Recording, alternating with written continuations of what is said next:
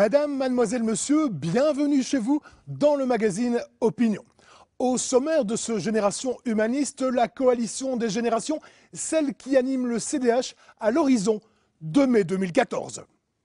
« 193 événements, 1500 propositions concrètes, l'opération IDH a connu un vif succès. Outre les rencontres de plusieurs mondes, cette vaste consultation organisée par le CDH a permis de nourrir le projet de programme pour mai 2014 proposé par le CPS, notre centre d'études. À présent, place aux mandataires et aux membres qui sont à l'écriture.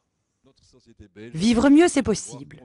Tel est le leitmotiv du projet de programme élaboré par le CPS, le centre d'études du CDH. Et donc on doit sortir, c'est ça notre objectif principal, sortir de ce marasme ambiant, de cette vision très noire, très négative finalement de l'avenir, en transformant, en apportant par des solutions précises, concrètes, mais en donnant aussi cette perspective à chacun pour développer finalement, faire en sorte que chaque être humain puisse avoir cet épanouissement individuel, mais bien sûr qu'il trouvera dans la richesse qu'il entretiendra, dans les liens qu'il peut avoir avec les autres et ce qu'il pourra apporter aussi comme solution à l'ensemble de la population. Ce projet de programme du CPS est nourri par plus de 1500 propositions ou suggestions récoltées lors de l'opération IDH.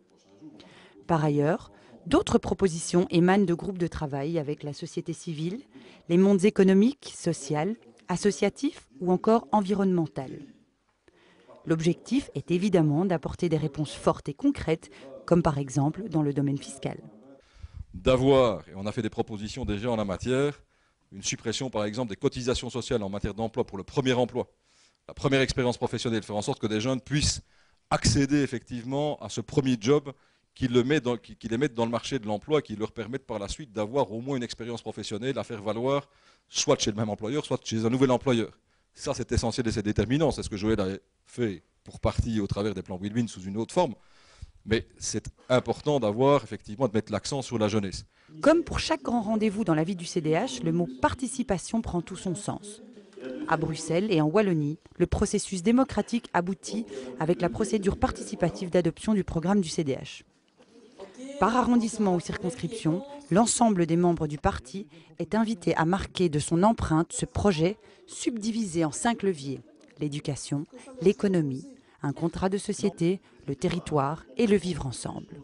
L'avantage de ce type de rendez-vous, c'est qu'on a des gens qui sont issus de plusieurs créneaux professionnels ou champs d'activité, et donc ça donne une richesse évidemment, puisqu'on aborde tout un spectre assez important de différentes thématiques. Les gens sont fort intéressés par une multitude de sujets, ils discutent entre eux, c'est vraiment très démocratique, chacun peut donner son avis, son idée, essayer de faire passer ses idées, les défendre. Chacun a pu venir avec ses remarques, ses demandes de modification ou l'autre, et en fin de compte c'est l'Assemblée plénière qui a décidé si on l'accepte ou pas, donc c'est vraiment le principe démocratique qui a été appliqué et ça c'est merveilleux. Assurément, grâce au développement humain du CDH, vivre mieux, c'est possible. Europe, Chambre, Région, le 25 mai prochain, nous sommes donc invités à choisir des représentants à ces différents niveaux de pouvoir. La confection des listes est en cours, avec notamment pour les candidats du CDH la mission d'unir et de fédérer. Notre coalition à nous, c'est la coalition des générations. En Wallonie et à Bruxelles, l'ensemble des candidats du Centre démocrate humaniste a pour objectif de créer cette coalition des générations à l'Europe, à la Chambre, aux régions, quel que soit le niveau de pouvoir, il s'agit d'unir, de fédérer. Rassembler les hommes et les femmes avant de rassembler les partis et des intérêts particuliers. Rassembler ceux qui entreprennent et ceux qui veulent travailler. Ceux qui entreprennent sont bien sûr des chefs d'entreprise, sont les indépendants, mais c'est celles et ceux qui s'investissent dans le monde associatif, qui donnent le meilleur d'eux-mêmes chaque jour, qui consacrent de leur temps aux autres, partout en Wallonie et à Bruxelles. Ceux qui ont besoin de soutien aussi et ceux qui ont les moyens d'y contribuer, et enfin ceux qui ont du talent à partager et ceux qui veulent tout simplement apprendre. La réussite de la coalition des générations passe aussi par l'innovation et l'investissement de chacun. Innover, c'est une démarche active, personnelle, responsable, à laquelle chacun doit adhérer. Innover, c'est tout simplement se prendre en main, faire en sorte qu'on puisse chacun avoir le sens des responsabilités, mais c'est faire un appel aussi à la créativité, et la jeunesse n'en manque pas. Pas pour se débrouiller tout seul, bien sûr, mais pour aller vers l'autre et pour conjuguer les talents, pour créer de nouveaux services, pour apporter des réponses plus humaines à nos besoins quotidiens. C'est aussi, et vous le verrez dans notre programme et dans notre projet politique, faire appel à la créativité politique et avoir un projet pour les 20-25 prochaines années et pas simplement régler l'histoire du quotidien, du jour, du moment, de l'instant. C'est avoir une perspective d'État pour l'ensemble de la jeunesse et pour la mobiliser autour d'un projet positif, alternatif, prospectif et mobilisateur. Avant toute chose, dans la perspective de mai, 2014 doit être une année pour rassembler. Le goût des autres, cela s'entretient. La force d'une société, c'est la confiance qu'elle donne aux jeunes. Au CDH, la jeunesse est mobilisée et l'ensemble du parti se mobilise pour elle.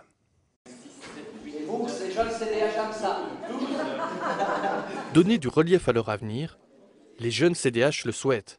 Ils s'impliquent eux aussi dans l'écriture du programme pour le scrutin de mai prochain. Leur priorité ne se limite pas uniquement aux jeunes appelés à voter. Ça nous incite à être imaginatifs, à trouver des propositions qui soient à la hauteur, à mener à bien toutes les actions qui nous permettent d'être vraiment mobilisateurs au niveau des jeunes CDH et encore plus largement au niveau de tous ceux qui ne sont pas encore jeunes CDH mais qui se retrouvent dans nos idées. Donc c'est un grand défi, on espère être à la hauteur et on le sera. Présent à ce week-end de mobilisation, Benoît Ludjeune est venu rappeler que la force d'une société, c'est la confiance qu'elle donne aux jeunes.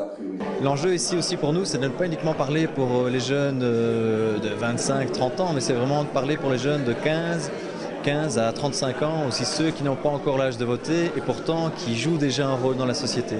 Donc nous, notamment à travers les nombreux candidats qui seront présents sur les différentes listes, on doit être là pour relayer leur message et être à la hauteur de leurs attentes. Plus que jamais, l'heure est à l'action.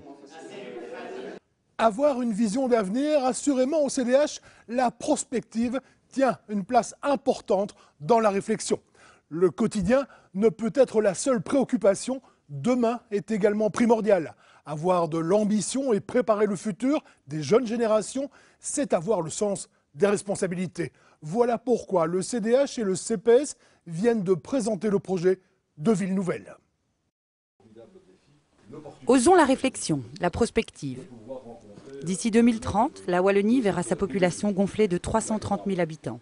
À politique inchangée, cette croissance démographique aura un coût pour les familles et la collectivité. Plutôt que de contraindre les personnes à habiter dans la ville ou sanctionner ceux qui ont choisi la campagne, le CDH propose de privilégier une voie nouvelle, créative et audacieuse. On doit aussi pouvoir avoir une ambition très forte pour la Wallonie. Que la Wallonie devienne, dans le domaine de la construction, ou redevienne un exemple pour l'Europe entière, d'avoir la cité la plus humaine, où on peut avoir de l'intergénérationnel réel, concret, entre les aînés et les personnes plus âgées, d'avoir la ville d'Europe qui, par exemple, qui maintiendrait à domicile le plus de personnes âgées, d'avoir la ville d'Europe où le taux de pollution serait le plus faible ici chez nous en Wallonie. Pollution sonore, pollution aussi environnementale au sens large. D'avoir une ville d'Europe où la collecte des déchets se fait uniquement en sous-sol.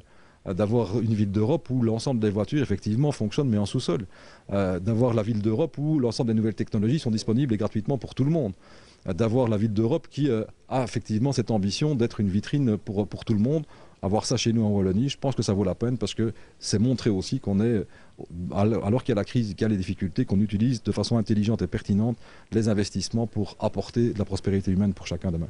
La construction de ces villes nouvelles sera l'occasion de créer des emplois, de valoriser le savoir et le savoir-faire de nos entreprises et de nos talents dans l'architecture, la construction, l'urbanisme et les nouvelles technologies. Le centre d'études a pris différents critères pour pouvoir établir des zones qui présentent un potentiel, je dis bien un potentiel de développement de ces nouvelles villes. Alors quels sont les critères? C'est les critères notamment de transport, voir l'axe autoroutier, s'il y a un axe autoroutier de proximité, axe fluvial ou un canal, axe aussi ferroviaire. Ça, c'est les trois éléments qui sont déterminants. Plus la disponibilité des terrains, plus l'effet autoportant d'un projet suivant la localisation. Et donc, on a déterminé 9 zones, mais qui sont des zones très très larges. On a voulu faire un focus maintenant plus important sur une zone pour aller voir la faisabilité. On avance pas à pas, évidemment, la faisabilité d'un tel projet dans la région du centre. Et la Louvière présente certains avantages indéniables pour faire en sorte que ça devienne un projet plus réaliste et concrétisable plus rapidement. L'avenir de la région du centre et la Louvière passe par une reconversion industrielle et démographique.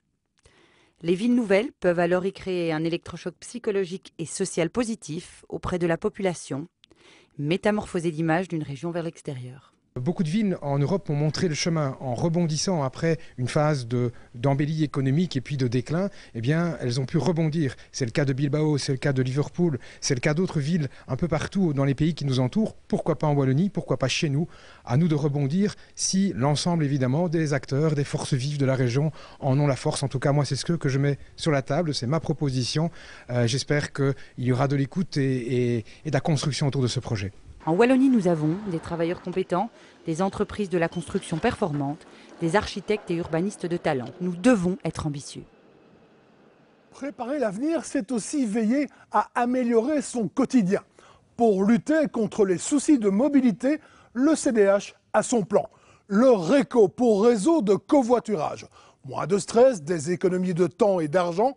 Récemment, avec un petit geste sympa, le Centre démocrate humaniste l'a rappelé aux automobilistes de Bruxelles et de plusieurs villes wallonnes. Voilà le petit déjeuner pour le célibataire de la route, s'il vous plaît. Bonne journée, n'est-ce pas? Le 14 février, à Bruxelles et dans les grandes villes wallonnes, mandataires et membres du CDH ont distribué des croissants aux automobilistes. L'opération visait à sensibiliser la population à faciliter la mobilité par le covoiturage. C'était vraiment super, tout le monde a été très chouette, ça nous a accueillis avec entrain, tout le monde avait un chouette premier a priori, tout le monde lisait la petite carte qu'on distribuait et donc il y avait une bonne ambiance sur la route, quoi. C'est un geste économique de faire du covoiturage, mais aussi un geste citoyen pour fluidifier les routes et améliorer la mobilité, surtout à Bruxelles, qui est la ville la plus embouteillée au monde. Le petit déjeuner, vous êtes combien? Vous êtes 4. Vous êtes 4. C'est une excellente idée. C'est très simple. Plein d'autosolistes, on a distribué beaucoup de tout petits croissants et eux effectivement on les a conscientisés. Je pense que tous les autres étaient ravis de dire nous on a une félicitation complémentaire parce qu'on est plusieurs dans la voiture. On gagne parce qu'on a gagné du temps sur la route, mais en plus on a des croissants en plus. C'est génial. Vivons la route à plusieurs. C'est bon pour la mobilité, pour l'emploi, pour la nature et pour les liens humains. Le CDH se bat pour créer RECO, le réseau express de covoiturage, avec des stations d'embarquement express le long des autoroutes et un retour garanti vers le point de départ. Imaginez une bande de circulation sur l'autoroute rien que pour vous. 20 000 voitures en moins chaque matin vers Bruxelles. 1 heure de plus chaque jour pour faire ce que vous voulez. Le CDH propose de lancer RECO, un véritable réseau de covoiturage avec des lignes, des arrêts, des bandes de circulation réservées et un avantage fiscal. Parce que pour nous, le développement humain est au centre de tout. Pour en savoir plus, surfez sur le cdh.be. Le CDH, objectif qualité de vie. Vivre mieux, c'est possible. Au CDH, on y croit. Dans l'action quotidienne et dans la réflexion pour le futur. Construisons ensemble cette coalition des générations en parfaite adéquation avec l'objectif politique du CDH, le développement humain. Crise économique, sociale, environnementale, crise de valeurs et de confiance. Pendant des années, la croissance économique a généré une forte amélioration des conditions de vie. Services, protection sociale, infrastructures. Elle a aussi engendré des conséquences inacceptables. Le modèle matérialiste et individualiste a conduit à une impasse. Inégalité, perte d'emploi, endettement, épuisement des ressources. Ce système ne parvient plus à ouvrir de perspectives. Se résigner serait trop facile. Pour demain, pour les générations futures, nous devons dépasser les crises et ouvrir une nouvelle voie. Notre mouvement est en marche. Il est ancré dans les réalités de nos régions. C'est un centre qui rassemble ceux qui veulent construire l'avenir. Notre projet ose proposer le bonheur pour objectif.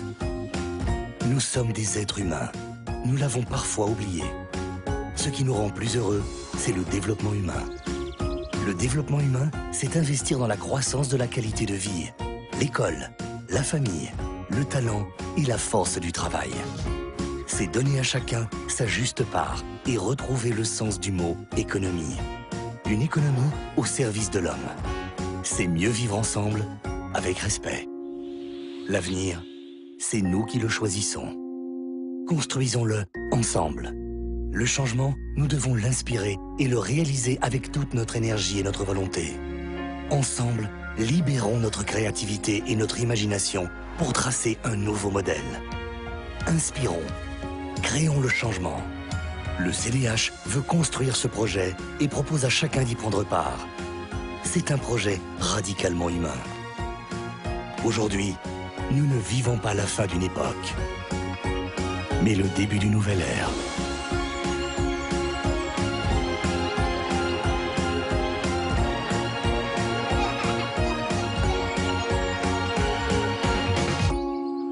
Avec vous, construisons un monde qui bat au rythme de l'humanisme. C'est la fin de cette émission Génération Humaniste. Merci à Marie-Adélaïde de Fourny, Amélie Janssens, Laurence Morel et Damien Van der Straten qui m'ont aidé à préparer ce magazine. Je vous rappelle que vous pouvez également suivre l'actualité du CDH sur le site internet www.lecdh.be, www.lecdh.be ou encore sur la page Facebook Centre démocrate humaniste. À bientôt et pensez-y, bienvenue chez vous.